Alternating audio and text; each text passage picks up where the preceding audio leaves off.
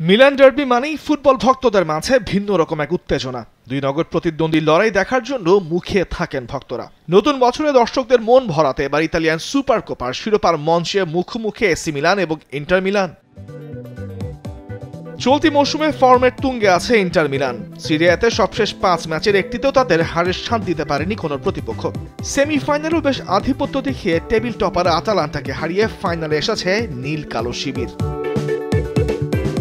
নিয়মিত গোলের ফোয়ারা ছোটাচ্ছেন লাউতারো মার্টিনেজ, ডেনজেল ড্রামফ্রিজরা। ফাইনালের ম্যাচেও ব্যবধান গড়ে দিতে পারেন এরাই। আর মিডফিল্ডে চমক দেখিয়ে ফরওয়ার্ডদের বলের যোগান দিতে প্রস্তুত থাকবেন ফেদেরিকো দিমার্কো, নিকালো বারেল্লাদের মতো তারকারা। তাই টানা জয়ের আত্মবিশ্বাস নিয়ে এসি মিলানকে হারিয়ে শিরোপা উৎসব করতে মরিয়া ইন্টার মিলান।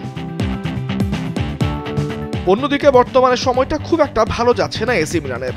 সিরিয়াতেও সবশেষ 4 ম্যাচে মাত্র একটি জয় তাদের। ফাইনালে আসতেও বেশ ঘাম ঝরাতে হয়েছে লাল কালো জার্সিধারীদের। সেমিফাইনালে ইউভেন্টাসের বিপক্ষে তাদের জিততে হয়েছে আত্মঘাতী গোলে।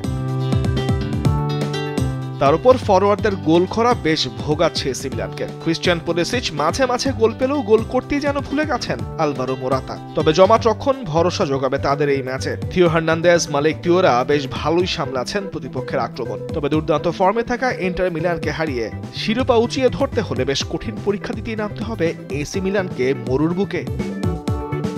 তামিমুর রহমান, স্পোর্টস ডেস্ক, দেশ টিভি।